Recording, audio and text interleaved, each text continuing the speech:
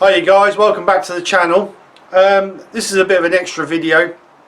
I did a video not so long ago showing how to change the rear airbags on a Landrover TD5 or Landrover Discovery TD5, and the video, to be honest, has gone really well. People love it and I've had a lot of comments about it, so I've got to do a bit more work on the car, so I thought I'd video that and show you guys that as well.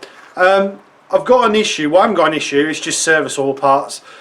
When I brake, I've got a little bit of a twitch from the back end, and I've had the discs off and I've got a slightly warped disc on the rear, which to be honest is very rare, and I don't know why it's gone like that. So what I've done is I've ordered a brand new set of discs and pads, and I'm now going to change them. I do apologise with the breath, but it's a cold night and I'm under the carport, so you know, bear with me. It's a job after work. So anyway, let's get the car jacked up, get the wheels taken off, and we'll go from there.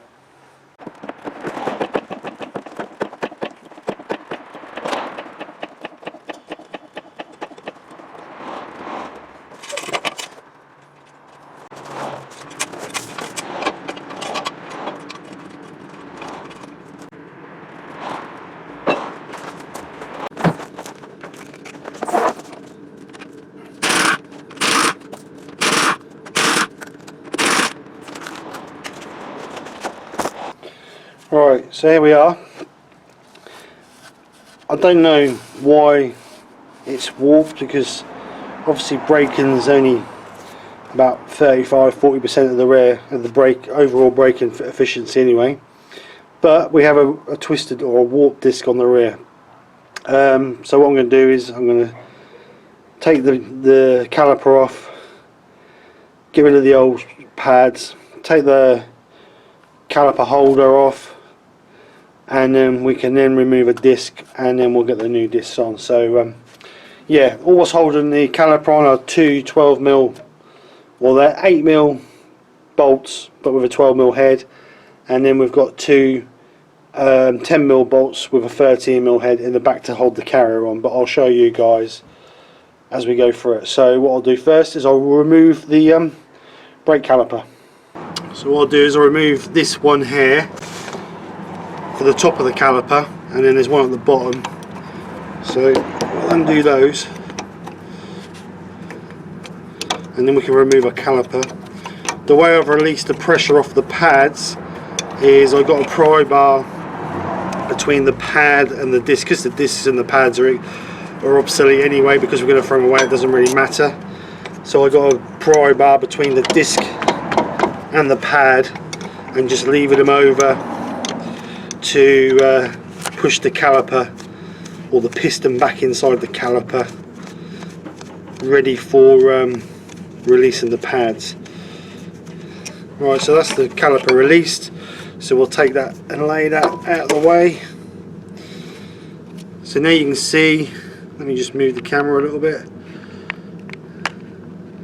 sorry about the light, it's just obviously it's dark. So here's a pad, so that's the back pad. As you can see where they've not been rubbing perfectly, and there's the front one. Again, you can see where it's not been rubbing perfectly.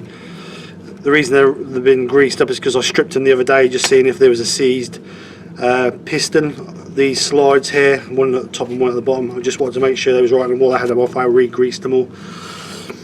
Right, so that's that off. So what we need to do now is remove the carrier, and they're done by two bolts, one there and one further down. Obviously you can't see the further down one, but they are tight. So that's the bottom one loose, and then the top one, they are really tight. There you go. So we just get those out.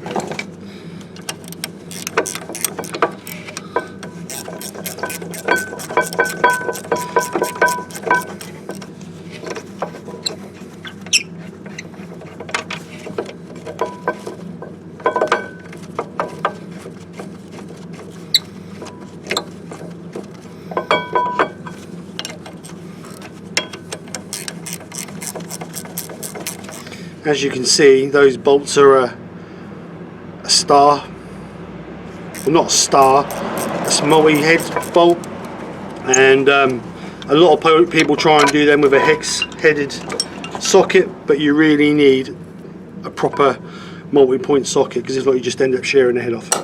Right, okay, right, what I'll do now is I'll move you around the front and I'll show you how to remove the disc. Right, these discs won't be too bad. The reason being is because obviously I had them off a couple of days ago, but what you might need to get your discs off is an impact screwdriver. The way they work are, when you hit the rear end of the screwdriver, it twists. There's a spring and mechanism inside, and that causes the screw to twist to undo, but obviously these are not too bad because I had them off the other day. So you need to remove that screw. There you go, you need to remove that screw, and then the disc should just slide off. So obviously that's now obsolete. Just clean around the hub and make sure there's no dirt around the hub. And what I like to do is just do a quick inspection to make sure there's no oil leaks on the rear seals, and make sure the bearing's good inside, make sure there's no play, make sure everything's nice and tight, because obviously your brakes get a lot of wear and sometimes you don't always see things until they fail. So it's just nice while you've got it off just to give it a bit of a check over, and you know, better be safe than sorry, I always say. Right guys, so here's our nice new disc. You can see that these are not just standard discs. I always go for performance discs on my cars. The reason being is your braking efficiency is so much better, and when I'm towing a caravan it's so much better to have obviously decent brakes.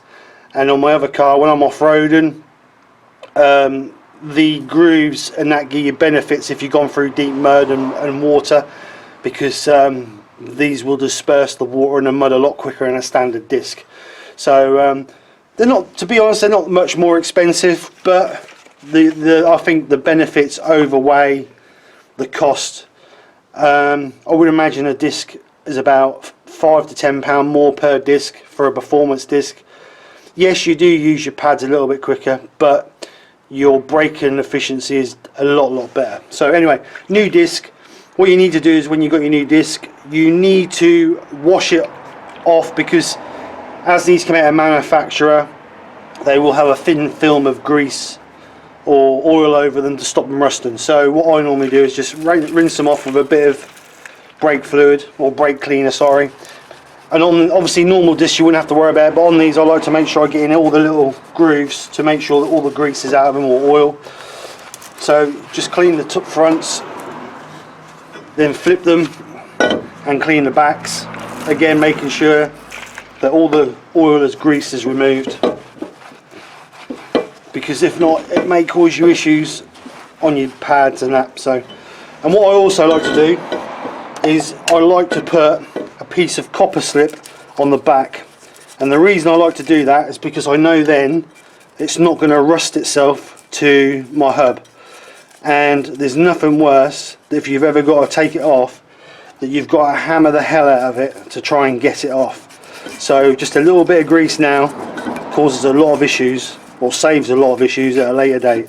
So just a little smidgen of grease in there, and then what I normally do, I normally just put a little tiny bit on the hub as well. And like I say, it just saves a little bit of hassle later on if you ever need to get it apart. I've seen so many people tried to get a disc off and end up damaging the disc through hitting the hell out of it, where this just prevents all that. So a little bit of grease on there. So obviously our screw hole has to line up with our hole in the hub. So disc on, screw back in to hold the disc in place. Obviously your pads hold it in place once your calipers on, so just nip that up tight. It hasn't got to be really tight, I normally just nip them up. Just wipe any fingerprints or whatever off your disc. So basically now it's just a case of putting it all back together in reverse of taking it off. So we'll get the carriage on and get the pads in. Right, so now we'll get our carriage back on. So we've got one in there. Just finger tight to start with, just to get him started. One in there. And then we'll just do those up.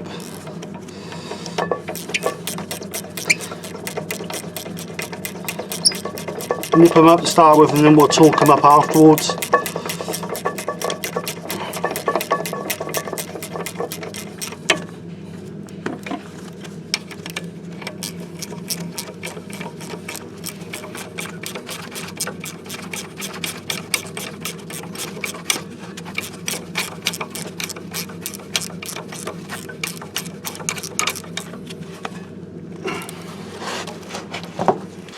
Right, so we'll torque those up.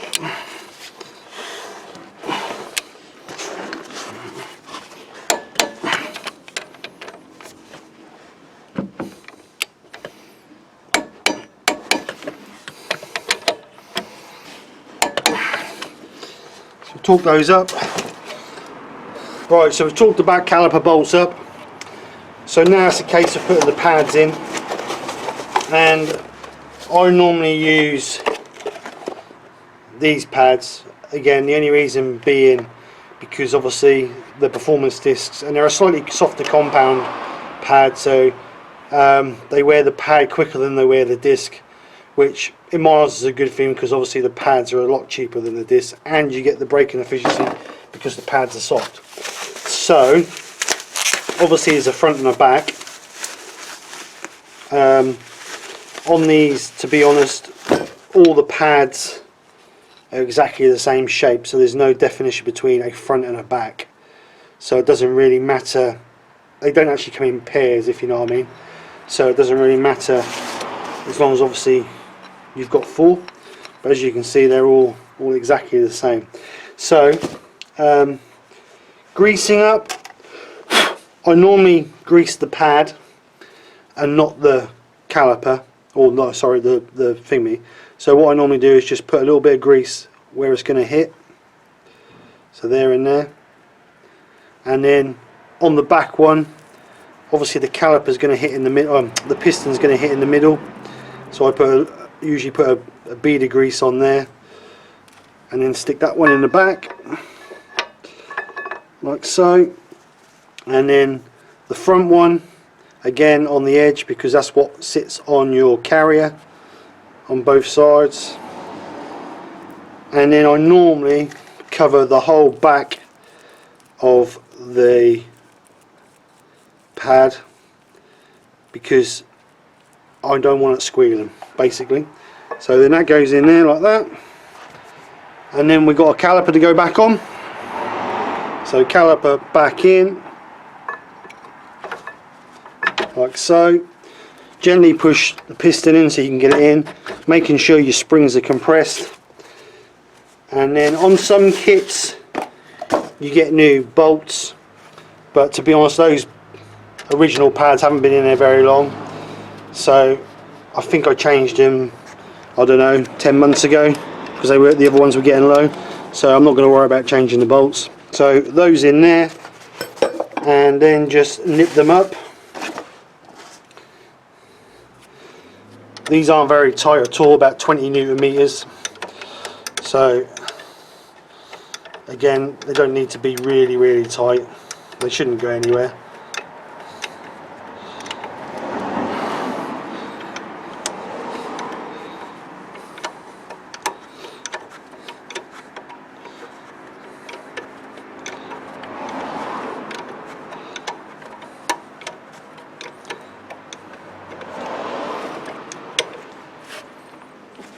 There you go, and that is basically about it.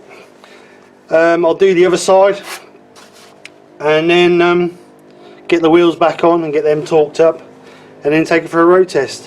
One thing you must remember to do before you drive off the drive or off the ramp or wherever you're going, just pump your brake pedal, because obviously we've pushed the calipers back, so there's going to be a gap between the pad and the disc.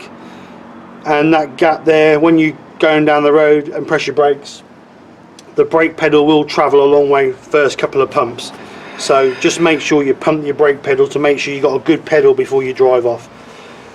Right, there you go guys, that's basically it. It's not a rocket scientist's job.